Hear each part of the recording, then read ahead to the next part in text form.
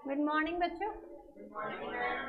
अपन topic ले रहे थे जॉइंट प्रॉमिसर का, कल याद आ रहा है?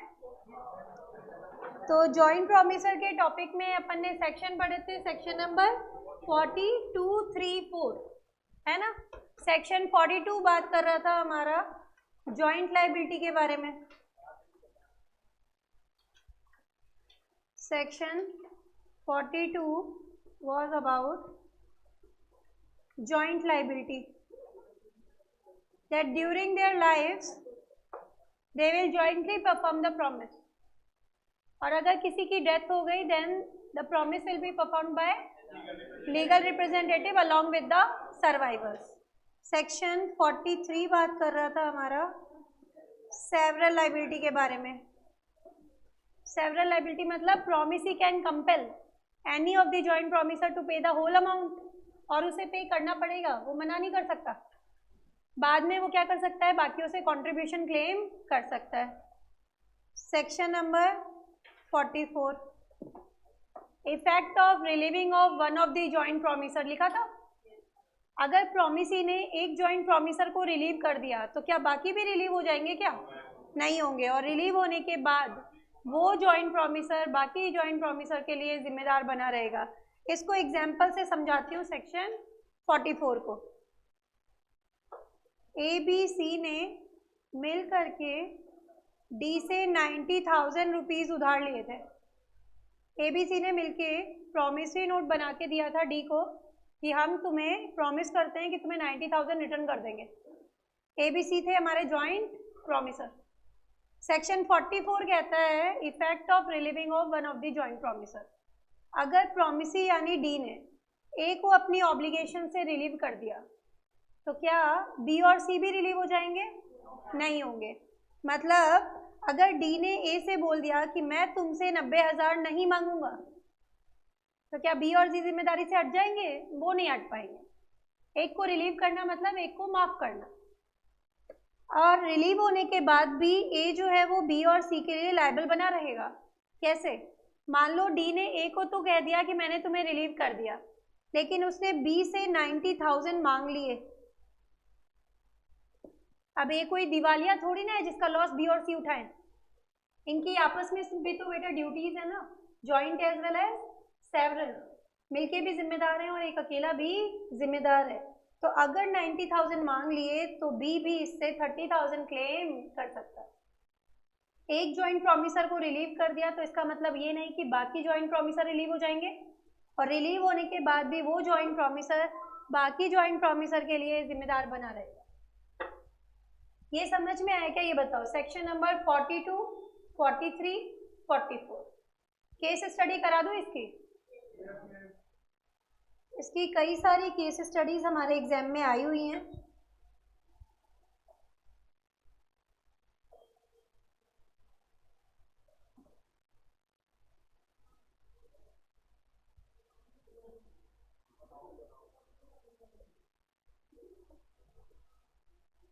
क्वेश्चन नंबर 3 करवा रही हूँ मैं आपको, पेज नंबर 75 है एमसीसी बुकलेट में। क्वेश्चन नंबर 3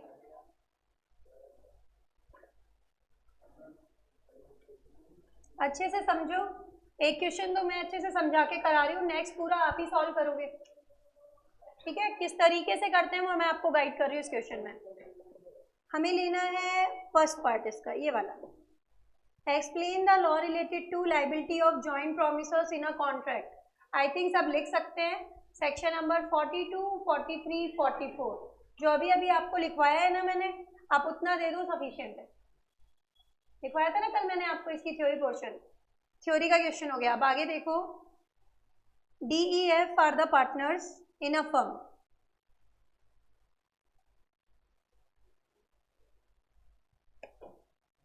जॉइंटली प्रॉमिस करते हैं to pay rupees 1,50,000 to A.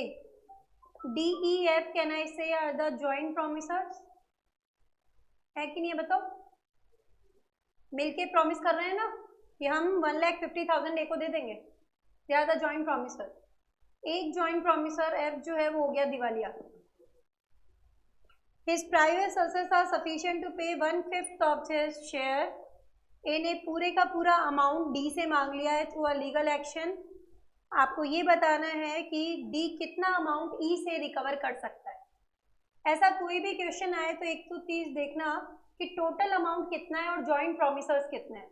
Total amount आ रहा है हमारा 1,50,000 और 3 जॉइंट प्रोमिसर्स हैं, तो तीनों को डिवाइड कर दो 3 में, कितना आएगा 50,000 ईच। तो हर एक का हिस्सा कितना आ रहा है 50,000 रुपीज ईच। एक क्वेश्चन में लाइन दी हुई है कि एफ हो गया इंसॉल्वेंट, लेकिन उसकी असेट्स इतनी है कि उसके 1/5 शेयर का पेमेंट हो सकता है। 50,000 का 1/5 निकालूं कितना हुआ 10,000, तो मतलब 10,000 का पेमेंट तो एफ की एसेट से हो गया। एफ के इंसॉल्वेंट होने की वजह से लॉस हुआ कितना 40,000। भाई 50,000 में से 10,000 तो उसकी एसेट से कवर हो गया, बचा कितना 40,000। 40,000 बाकी दोनों में बराबर बटेगा, equal contribution in case of loss कल पड़ा था, तो दोनों के हिस्से में कितना कितना आएगा 20,000। तो 50,000 तो खुद के लेके आने हैं, 20,000 उसके लॉस की वजह से लाने हैं, टोटल कितने लाएंगे 70,000। पता चला मैंने कैलकुलेशन की कैसे है। तो इसका आंसर कितना आएगा 70,000। ए को अगर पूरा का ए ने अगर पूरा का पूरा अमाउंट डी से रिकवर कर लिया तो अब वो कितना क्लेम कर सकता है इसे 70,000, है ना। उसका हिस्सा कितना है 70,000, तो 70,000 क्लेम कर लेगा। सबसे पहले देखो इस तरीके का कोई क्वेश्चन आता है तो आपको 42, 43, 44 ये आपको यहाँ लीगल प्रोविजन में देने पड़े, क्योंकि क्वेश्चन की स्टार्टिंग लैंग्वेज ही क्या थी what are the laws related to the joint promiser. तो अटैच था थ्योरी क्वेश्चन, इसलिए हमने तीनों सेक्शन दे दिए 42, 43, 44। अदरवाइज जो सेक्शन एप्लीकेबल होगा वो देंगे, ठीक है। अब देखो इसके अंदर इन्होंने किस तरीके से कैलकुलेशन पार्ट दिया है। Here in the instant case DEF who are the partners in a firm jointly promise करते हैं टू पे ₹1,50,000। F became insolvent. Private assets sufficient to pay only 1/5 of the share, that is 10,000. A recovers the whole amount from D through a legal action. These are the facts of the case. Case में क्या क्या हुआ ये सब बता दिया। Legal provision में section आ गए 42, 3, 4, ये हो गया फैक्ट। अब आ रहा है तुम्हारा कंक्लूजन।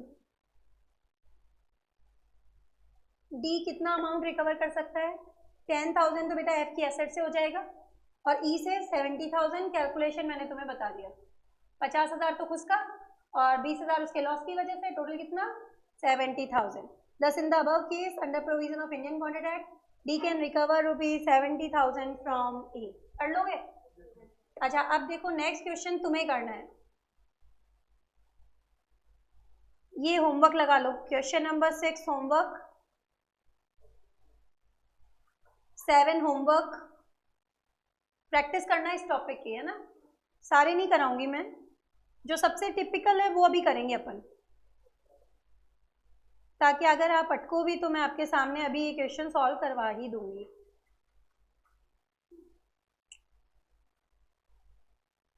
15 होमवर्क आप खुद देख लो, जॉइंट प्रॉमिसर टॉपिक पे कितने क्वेश्चन, अभी आगे के 1-2 क्वेश्चन और थे। ये वाला आपको करना है, आपके प्रीवियस एग्जाम का क्वेश्चन है, आंसर पार्ट में आपसे छिपा रहे हो ताकि आप थोड़ा सा अपना माइंड अप्लाई कर पाओ। ABCD 4 पार्टनर है एक फर्म में, टोटल अमाउंट है 6 लाख का, जो जॉइंटली प्रॉमिस कर रहे हैं कि एफ को पे कर देंगे। बी और सी इस बार 2 बंदे हो गए दिवालिया। बी से तो हमें कुछ भी नहीं मिल पा रहा, सी से हमें रिकवरी हो पा रही है कितने की 50,000 की। ए को पूरा का पूरा अमाउंट देने के लिए मजबूर कर दिया गया है एफ द्वारा, तो आपको बताना है कि कितना अमाउंट ए रिकवर कर सकता है डी से under Indian Contract act.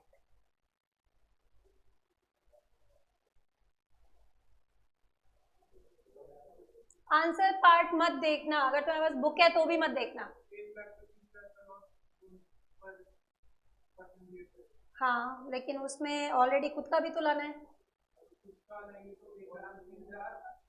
Plus 1.5 lakh, बिल्कुल। 2,75,000 कैसे कैलकुलेशन आया एक बार देखो। 6 लाख 4 बंदे डिवाइड कर दो, कितना कितना आएगा 1,50,000 ईच, 1.5 लाख तो हर एक का। बी से कुछ भी नहीं मिल रहा तो बी की वजह से लॉस हो गया 1.5 लाख का। इससे सी से 50,000 मिल गए तो इसकी वजह से लॉस हुआ 1 लाख का। टोटल लॉस कितना हो रहा है तुम्हारा 2.5 लाख का। 2 बंदों में बांट दो 1.25 लाख ईच। 1.5 लाख तो खुद का लेके आएंगे, 1.25 लॉस की वजह से 2.75, 2,75,000। अब अगर एक को पूरा पेमेंट करना पड़ा तो वो दूसरे से कितना रिकवर कर सकता है 2,75,000। समझ आई चीज की नहीं आई बता बेटा। जो सबसे टिपिकल था वो मैंने करवा दिया आपको। इसके अलावा जो क्वेश्चंस हैं वो इससे बहुत इजी हैं, जो मैंने आपको होमवर्क में दिए ना कि वो आपको करने हैं, वो इसीलिए दिए कि यहाँ पर थोड़ा था कि 2 जने दिवालिया हुए हैं, 4 है जॉइंट प्रॉमिसर, तो ये मैंने करवा दिया। आप एक बार देखो सेक्शन 43 एप्लीकेबल हो रहा था यहाँ पे, सिर्फ इंसॉल्वेंसी वाला केस ही तो था। एक से कह दिया पूरा पेमेंट करो, पूरे का पूरा प्रोविजन क्या है सेक्शन 43, तो सिर्फ क्या दिया आंसर में सेक्शन 43 का प्रोविजन दे देना। ये लैंग्वेज याद हो तो ठीक है, नहीं याद हो तो जो मैंने तुम्हें लिखवाई है ना सेक्शन 43 की वो देना। फिर क्या बोला यहाँ पर, यहाँ तक आएगा, ये लीगल प्रोविजन है। फैक्ट दे दिए इन्होंने। कंक्लूजन पार्ट देखो,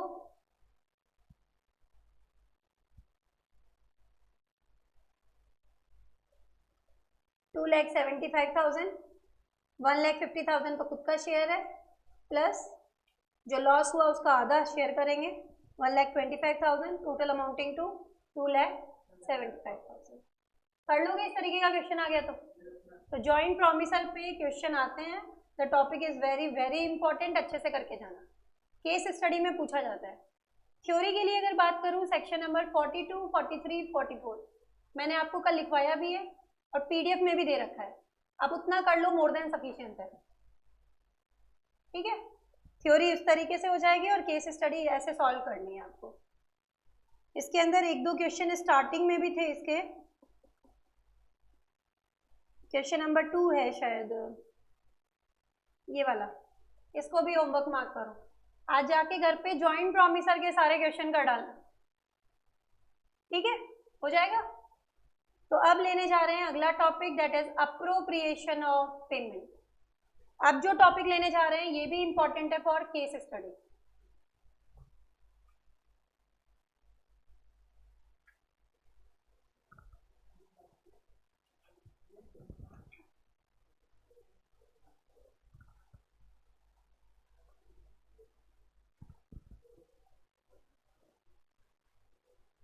appropriation of payment. 3 section cover करेंगे, section number 59, 60, 61, important for case study. Topic कराने के बाद में मैं आपको केस स्टडी कराऊंगी, पहले अपन समझेंगे इस टॉपिक को।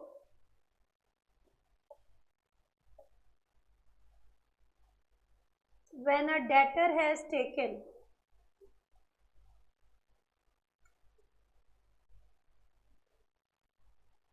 several debts from a single creditor,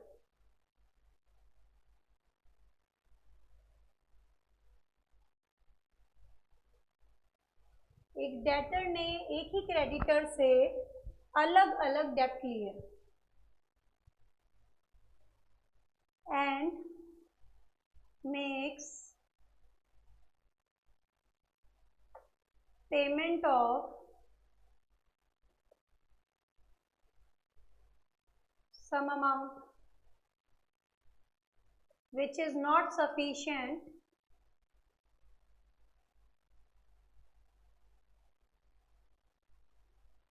to discharge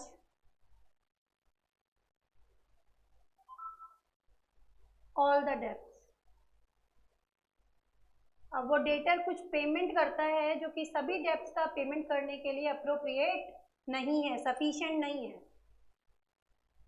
then this payment will be appropriated. This payment will be appropriated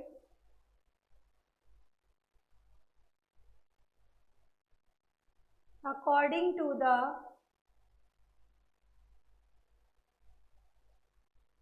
following rules.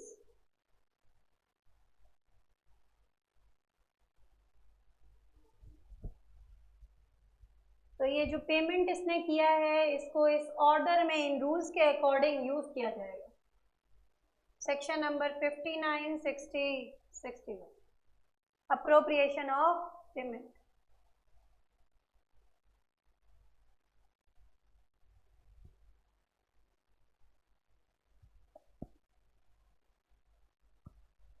एक एग्जाम्पल की फॉर्म में लेते हैं.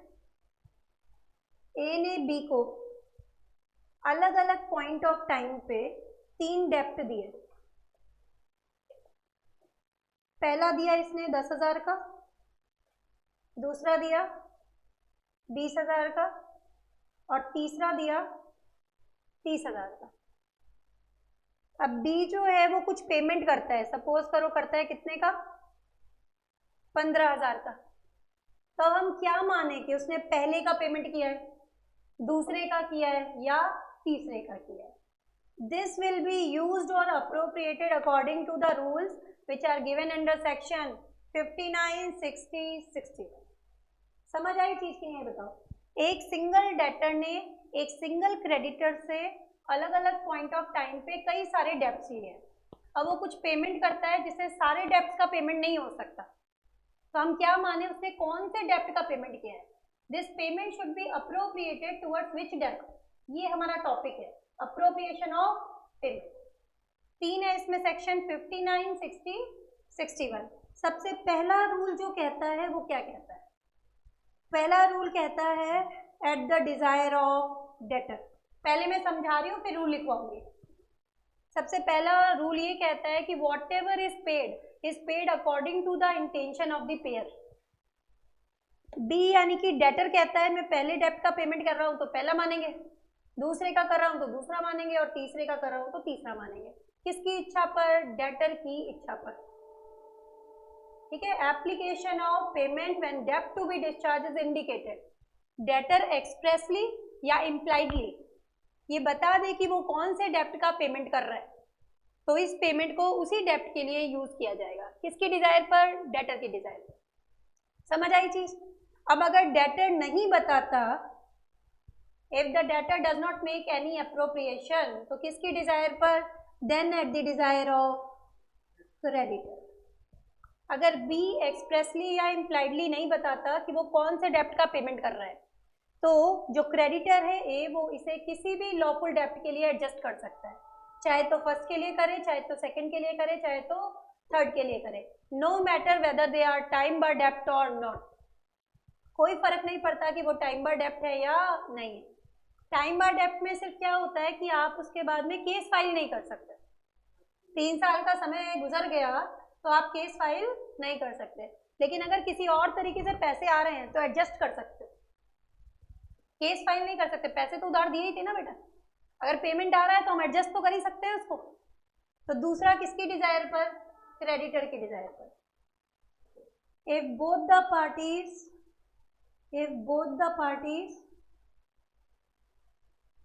does not appropriate. अब दोनों पार्टीज अगर अपना अप्रोप्रिएशन के बारे में इंटेंशन नहीं बताती हैं तो लगता है method FIFO, first in first out. मतलब first in time will get priority.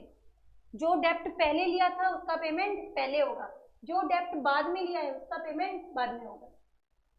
No matter they are time barred डेप्ट और नॉट. तो टाइम बार डेप्ट वही तो पहले होगा जो पहले लिया था. हम कैसे सेटल कर रहे हैं, इन ऑर्डर ऑफ टाइम. अगर दोनों पार्टी नहीं बताए तो किसकी तरीके से, इन ऑर्डर ऑफ टाइम. जो डेप्ट पहले लिया उसका एडजस्टमेंट पहले होगा, जो डेप्ट बाद में लिया उसका एडजस्टमेंट बाद में होगा. No matter whether they are time barred डेप्ट और नॉट. ये डेटर वाली बात कही गई थी सेक्शन नंबर 59 में. क्रेडिटर वाली बात कही हुई है सेक्शन नंबर 60 में। अब थर्ड पॉइंट चल रहा है जो हम पढ़ रहे हैं सेक्शन नंबर 61। इसमें एक और चीज आएगी, if the debts are of the same day,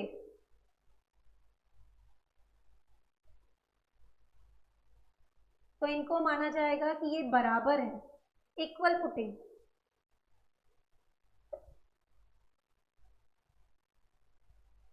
and discharged proportionately,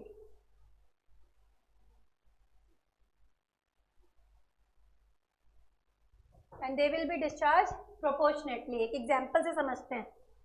ए ने बी को एक ही दिन में 2 लोन दिए। एक तो दिया बेटा 1000 रुपए का और एक दिया 500 रुपए का। सेम डे की डेप्ट है, इनको बराबर माना जाता है। अब बी अगर पेमेंट करता है 750 का, तो क्या मानेंगे कि पहले के तो चुका दिया 500 और दूसरे के कितने। आप ध्यान से देखो तो मैंने क्या किया है, दोनों को ही इक्वल मानते हुए दोनों को ही प्रोपोर्शनेटली डिस्चार्ज कर रहा है। If the debts are of the same day, then they will be discharged proportionately. If the debts are of the same day, they will be discharged proportionately. समझ आई चीज की नहीं आई ये बताओ। ये है तुम्हारे सेक्शन नंबर 59, 60, 61। लास्ट वाला ये कहता है कि भाई अगर दोनों पार्टीज अप्रोप्रिएशन के मैनर को डिस्कस नहीं करती तो इन ऑर्डर ऑफ टाइम होगा, no matter they are time by डेब्ट और not. And if the debts are of the same day, they are of equal footing, same माना जाएगा इनको, and they will be discharge proportionately. Equal मानते हुए इनको satisfy किया जाएगा। अब देखो इसका भी 50% करा दिया, इसका भी 50% करा दिया, दे will be discharge proportionately, equal माना है। समझ आई चीज की नहीं आई बताओ बेटा। तो जो चीज मैंने आपको बोली पूरी की पूरी पीडीएफ में आपको थ्योरी फॉर्म में लिखी हुई मिलेगी। स्टिल मैं आपको अभी लिखवा रही हूँ रूल्स की फॉर्म में। ये समझ में आ गया? तो अब हम रूल्स को लिख रहे हैं एक बार, है ना। अकॉर्डिंग टू फॉलोइंग रूल्स लिखा था ना अपन ने। अब इसके अंदर पहला रूल लिखो,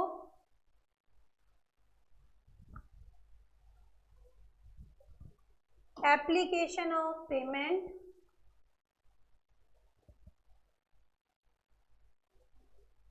application of payment when debt to be discharged is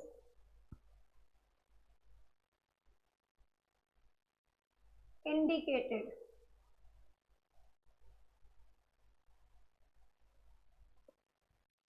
ये बता दिया गया डेटर द्वारा कि वो कौन से डेप्ट का पेमेंट कर रहा है, तो क्या रूल लगेगा? सेक्शन 59 लगेगा। At the desire of debtor,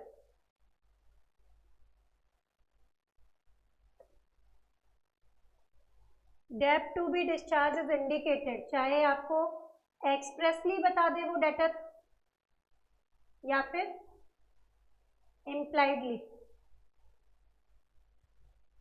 expressly कैसे बताएगा भाई? मुंह से बोल के बता देगा मैं इस वाले डेप्ट का पेमेंट कर रहा हूँ, मैं तो पहले डेप्ट का पेमेंट कर रहा हूँ, या मैं दूसरे डेप्ट का पेमेंट कर रहा हूँ, मुंह से बोल के बता दे बाय यूज ऑफ वर्ड।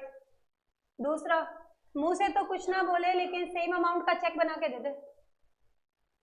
आपके एक डेप्ट का अमाउंट है 9680 और डेटर ने सेम अमाउंट का एक चेक बना के दे दिया 9680, तो ये इम्प्लाइड है कि वो उसी वाले डेप्ट का पेमेंट कर रहा है बाय कंडक्ट। या तो एक्सप्रेसली बता दे या इम्प्लाइडली बता दे, then it will be appropriated according to the direction of the debtor. Second लिखेंगे application of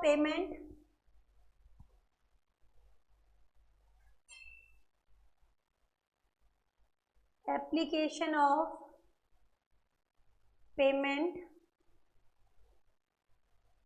when debt to be discharged is not indicated।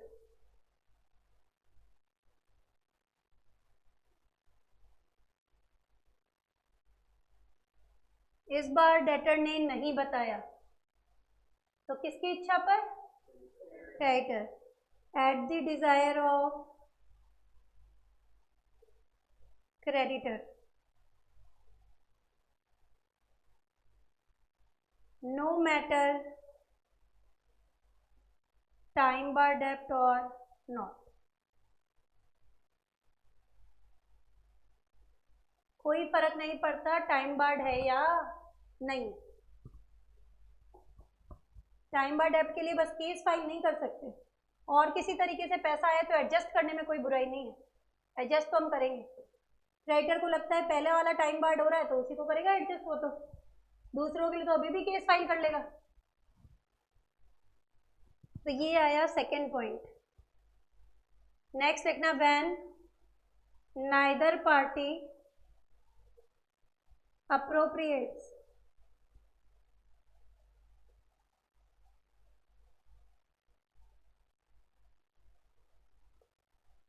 ठीक है, तो लगेगा FIFO method, first in first out in order of time.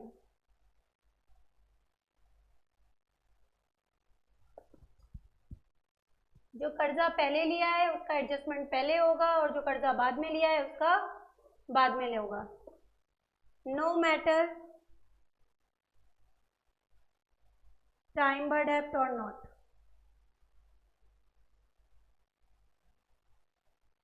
कोई फर्क नहीं पड़ता 3 साल का समय जा चुका है या नहीं गया। इन ऑर्डर ऑफ टाइम में तो ऑब्वियस सी बात है, सबसे पहले टाइम बार्ड कौन सा होगा, जो सबसे पहले लिया, और हम एडजस्ट भी कैसे कर रहे हैं, इन ऑर्डर ऑफ टाइम, तो टाइम बार्ड डेब्ट विल बी एडजस्टेड फर्स्ट। तो इसी में लिखना, if the debts are of the same day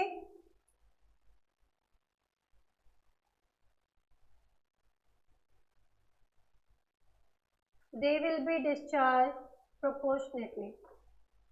They will be discharged proportionately.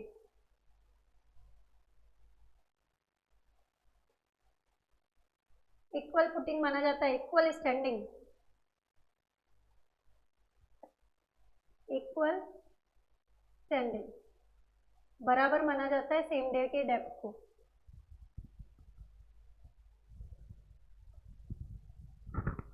जो एग्जाम्पल मैंने दिया है वो भी आपको पीडीएफ में मिलेगा, यहाँ मैंने समझाया ना वो एग्जाम्पल मिलेगा आपको वहाँ पे।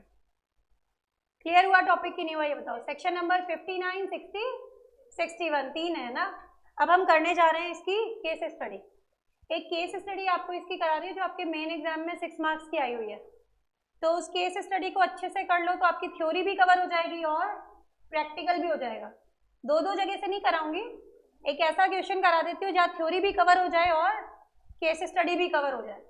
यहाँ पे इस यूनिट नंबर 4 में बेटा जो टॉपिक मैं जहाँ से करा रही हूँ ना उस अकॉर्डिंग लेना, तो तुम्हें इजी पड़ेगा। अपन लेते हैं, देखो इसमें एक क्वेश्चन आ रहा होगा, सॉरी मैंने बंद कर दिया,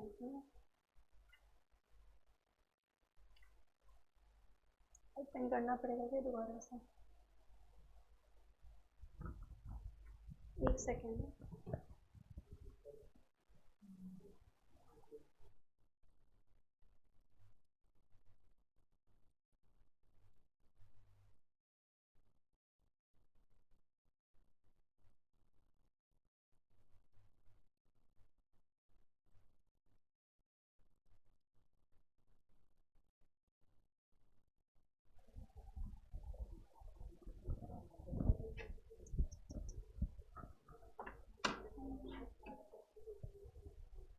आज नेट काम नहीं कर रहा है ना, तो आपकी आईसीआई ओपन नहीं हो सकती। आज नेट काम नहीं कर रहा है।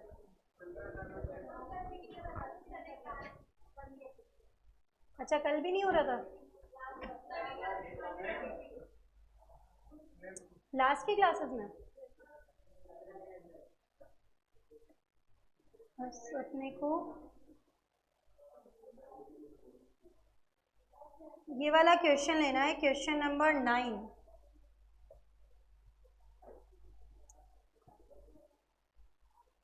क्वेश्चन नंबर 9 है, पेज नंबर नोट डाउन कर लो 78। अपने लिए प्रॉब्लम इसलिए नहीं है क्योंकि अपने आईसीआई के सारे क्वेश्चन अपन ने बुक में कवर कर रखे हैं, हमें क्वेश्चन मिल जाते हैं यहाँ पे। क्वेश्चन नंबर 9,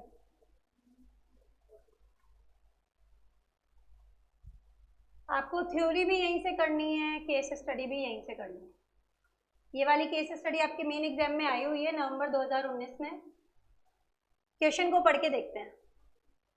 मिस्टर सोनूमल एक वेल्दी इंडिविजुअल हैं। उसने लोन दिया है मिस्टर दातूमल को 26 फरवरी 2019 को। कितने अमाउंट का दिया है? 80,000 रुपए का। सोनूमल है तुम्हारा क्रेडिटर और दातूमल है डेटर, ठीक है। Borrower mister Datumal ask for further loan of 1,50,000। Mister Sonumal ने कहा कि भाई अलग अलग डेट पे दे पाऊंगा। 1 लाख का लोन दे दिया 28 फरवरी 2019 को और 50,000 को दे दिया 3 मार्च 2019 को। मतलब 3 अलग अलग डेट्स पे लोन दिए गए हैं, अलग अलग अमाउंट के। 26 फरवरी को दिया 80,000 का, 28 फरवरी को दिया 1 लाख का और 3 मार्च को दिया है 50,000 का। 3 लोन हो गए ना। एक सिंगल डेटर ने एक सिंगल क्रेडिटर से अलग अलग पॉइंट ऑफ टाइम पे 3 लोन लिए हैं, ठीक है। अब 10 मार्च 2019 को मिस्टर दातूमल 75,000 का पेमेंट करता है और वो इंसिस्ट करता है कि ये जो पेमेंट है ना 50,000 तो आप एडजस्ट करो 3 मार्च वाले के लिए और रिमेनिंग के एडजस्ट करो 26 फरवरी वाले के लिए। कैन आई से डेप्टर ने इस बार अपनी डिजायर एक्सप्रेस कर दी है। डेप्टर ने बता दिया कि मैं 50,000 तो 3 मार्च वाले का पेमेंट कर रहा हूँ और जो रिमेनिंग है उसको कौन से में एडजस्ट करो? 26 फरवरी वाले में एडजस्ट कर दो, ठीक है। अब क्रेडिटर ऑब्जेक्शन उठा रहा है।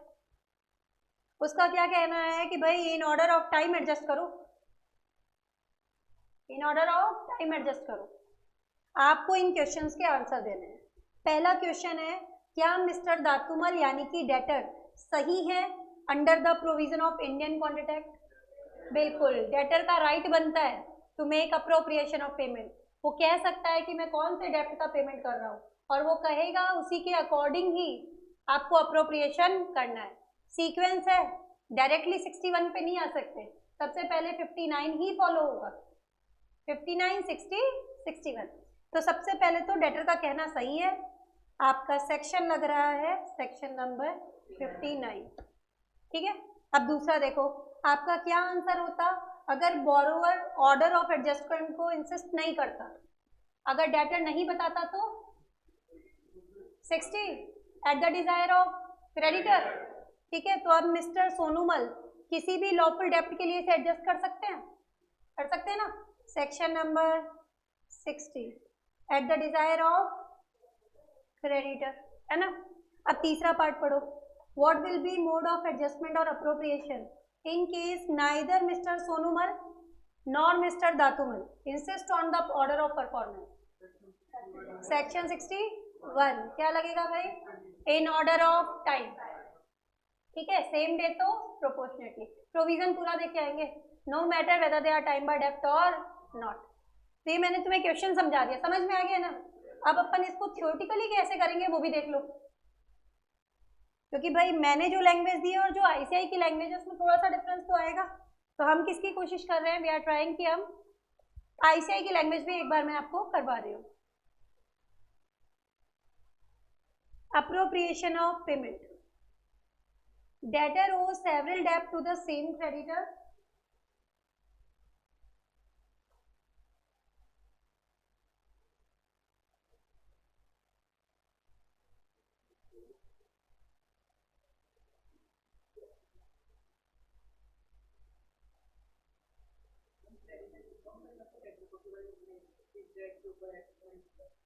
बता चल ही जाएगा ना, बता देगा वो तो भाई, उसकी इच्छा पर है, वो किसी के लिए भी एडजस्ट कर सकता है। सेकंड पॉइंट में तो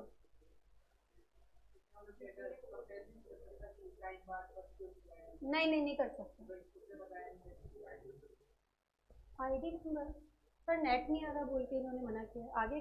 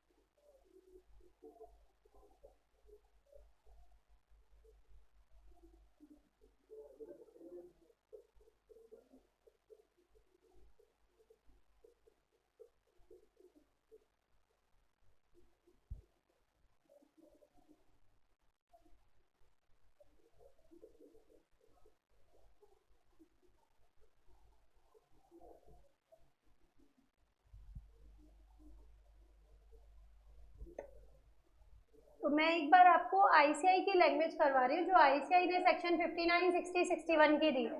अगर आपको याद होती है तो फर्स्ट प्रायोरिटी इसी को देना। ये ऐसा क्वेश्चन है जिसमें आपकी थ्योरी भी कवर हो रही है और केस स्टडी भी कवर हो रही है। क्या लिखा है देखो, appropriation of payment in case where a debtor owed several debt to the same creditor and makes payment which is not sufficient to discharge all the debt. Payment shall be appropriated, that is adjusted as per the provision of section 59, 60 and 61. क्या दिया हुआ है, सबसे पहले पढ़ने जा रहे हैं section number 59. As per the provision of section 59, where a debtor owing several distinct debt to one person makes payment to him either with the express intimation, या तो मुंह से बोल के बता दे, और under circumstances implying that payment is to be applied in discharge of some particular debt, या फिर अपने कंडक्ट के थ्रू इंडिकेशन दे दे कि मैं इस वाले डेप्ट का पेमेंट कर रहा हूँ। जैसे सेम अमाउंट का चेक दे दिया, 9680 का डेप्ट है और 9680 का चेक दे दिया, इसका मतलब इसी वाले डेप्ट का पेमेंट करना चाहता है। The payment if accepted will be applied accordingly, ये प्रोविजन है सेक्शन 59 का। एक डेटर ने सेवरल डेब्ट्स ले रखे हैं एक सिंगल क्रेडिटर से, कुछ पेमेंट करता है with express intimation or implied intimation that I am paying this डेब्ट, then it will be adjusted accordingly. Answer क्या आ गया, contention of Dhatumal is correct. वो बता सकता है कि वो कौन से पेमेंट को कर रहा है। ठीक है, अब आया section number 60। Section 60 where debtor has omitted to intimate, omit करना मतलब भूल जाना। अब इस बार डेटर ने नहीं बताया कि वो कौन से डेट का पेमेंट कर रहा है, सर्कमस्टेंसेस भी नहीं है जिससे हमें पता चले कि ये पेमेंट कौन से डेट का किया गया है, मतलब ना तो एक्सप्रेसली पता चल रहा है ना ही impliedly. The creditor may apply as is description to any lawful डेप्ट एक्चुअली ड्यू एंड पेबल। अब जो है वो किसी भी लॉफुल डेप्ट के लिए क्रेडिटर इसको एडजस्ट कर सकता है। इसके आगे ये जो लाइन दी हुई है to him from the debtor, यहाँ तक तो लेना, आगे वाली लाइन काट दो, सिर्फ ये ऐड कर लेना, no matter whether they are time barred डेप्ट or not, no matter whether they are time barred dept or not. कोई फर्क नहीं पड़ता कि वो लिमिटेशन एक्ट के अंदर बार्ड है या नहीं। यहां तक की लैंग्वेज बस सेम ले लो। Debtor has omitted to intimate, कोई सर्कमस्टेंसेस भी नहीं है जिससे हमें पता चले कि वो कौन से डेप्ट का पेमेंट कर रहा है, तो creditor may apply at his description to any lawful dept which is due and payable from the debtor, no matter whether it is time by डेप्ट और नॉट। तो मिस्टर दातुमल ने नहीं बताया, तो mister सोनूमल the creditor can appropriate the payment as per his choice, अपनी इच्छा से कर सकता है, क्रेडिटर की इच्छा पर। अब आएगा सेक्शन नंबर 61, लास्ट वाला। As per provision of section 61 of the act, neither party makes appropriation, payment shall be applied in discharge of डेप्ट in order of time. No matter, यहाँ से लेके यहाँ तक की लाइन वही देखे आना जो अभी भी लिखवाई थी, no matter whether they are time by डेप्ट और नॉट, कोई फर्क नहीं पड़ता टाइम बार्ड है या नहीं। If the debts are of equal standing, मतलब सेम डे के हैं, then the payment will be applied in discharge of them proportionately. Same day के हैं तो कैसा होगा, proportionately. In case whether neither mister Datumal nor Sonumal specify the manner appropriation can be done, वैसे ये होना क्या चाहिए था, इन ऑर्डर ऑफ टाइम, और उसके आगे देना if of same day then proportionately, पूरा लिखा के आना। इन्होंने पूरा दिया नहीं है, और हम पूरा लिख के आएंगे। प्रोविजन यही कहता है, दोनों ना बताए तो इन ऑर्डर ऑफ टाइम लगेगा, सेम डे के हैं तो प्रोपोर्शनल। थ्योरी कर लोगे यहाँ से 59, 60, 61, ये आईसीआई का ही है लैंग्वेज। आप चाहे तो आगे वाले पोर्शन से मैच कर लेना, डिट्टो मिलेगा। पर मैं ये नहीं चाहती आपको दो दो जगह से बेटा करना पड़े, थ्योरी के लिए वहां जाओ फिर केस स्टडी के लिए यहाँ आओ, तो एक जगह से करा दिया मैंने आपको। इसमें आपकी थ्योरी भी कवर हो गई 59, 60, 61, और आपका केस स्टडी भी आएगा तो इस तरीके का आएगा। मेन एग्जाम में क्वेश्चन आया था ये वाला हमारा 6 मार्क्स का। 3 पार्ट है इसके, तीनों पार्ट कितने नंबर के हो गए? 2-2 नंबर के। तो पहले तो जनरल इन्होंने बता दिया अप्रोप्रिएशन ऑफ पेमेंट होता क्या है, फिर 59 डिस्क्राइब किया, आंसर दे दिया, 60 डिस्क्राइब किया, आंसर दे दिया, 61 डिस्क्राइब किया, आंसर दे दिया। कोई भी क्वेश्चन पार्ट्स में आता है ना तो इसी तरीके से आंसर होता है। एक क्वेश्चन कराती हूँ जो आपकी आईसीआई ने ऐड किया है इस टॉपिक पे, किसी को मिले तो बताना। मिस्टर मुरारी करके क्वेश्चन है, ये रहा, इट्स ऑन पेज नंबर 80।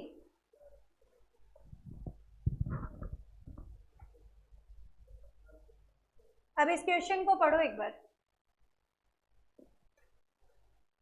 ये मेन एग्जाम में आया नहीं है लेकिन आईसीआई ने अपने डिस्क्रिप्टिव क्वेश्चन में ऐड किया है, तो कभी भी पूछा जा सकता है। Mister Murari owes payment of 3 bills to Mister Girdhari. Owes word आया ना, इसका मतलब मिस्टर मुरारी डेटर है, ऋण ले रखा है, डेप्ट ले रखा है मिस्टर मुरारी ने। Mister Murari owes payment of 3 bills to Mister Girdhari as on 31 March 2020। 12,120 का है जो मई 2016 में ड्यू है। 5650 अगस्त 2018, 9680 ड्यू इन मई 2019, अलग अलग डेट के। मिस्टर मुरारी ने पेमेंट किया 1 अप्रैल 2020 को as below without any notice कि कौन से डेप्ट का पेमेंट कर रहा हूँ। ये बिना बताए उसने क्या किया, चेक लगा दिए दो। एक तो चेक दिया उसने कितने का, 9680 का, और दूसरा दिया है 15,000 का। अब मुझे ये बताना है आप लोगों को कि इंडियन कॉन्ट्रैक्ट एक्ट के अकॉर्डिंग क्या प्रोविजन लगेंगे, अप्रोप्रिएशन किसके अकॉर्डिंग होगा। 9680 थर्ड वाला एडजस्ट हो जाएगा। सेक्शन नंबर 59, डेटर ने अपने सर्कमस्टेंसेस के अकॉर्डिंग इम्प्लाइडली इंडिकेट कर दिया कि मैं इस वाले डेप्ट का पेमेंट कर रहा हूँ, ठीक है। और अगर नहीं बताता तो 15,000 वाले का क्या करें, उसमें तो कुछ नहीं बताया। 60 क्रेडिटर की इच्छा के लिए वो किसी भी लॉफुल डेप्ट के लिए मिस्टर गिरधारी से एडजस्ट कर सकते हैं, ठीक है। फिर उसके बाद में कि अगर दोनों ही ना बताए तो in order of time proportionately same day के हुए तो no matter whether time by डेप्ट और नॉट। अब इन्होंने देखो बहुत शॉर्ट में 59, 60, 61 दिया है, पढ़ के देखो। A performance consist of payment of money, several debts to be paid, payment shall be appropriated according to provision of 59, 60, 61।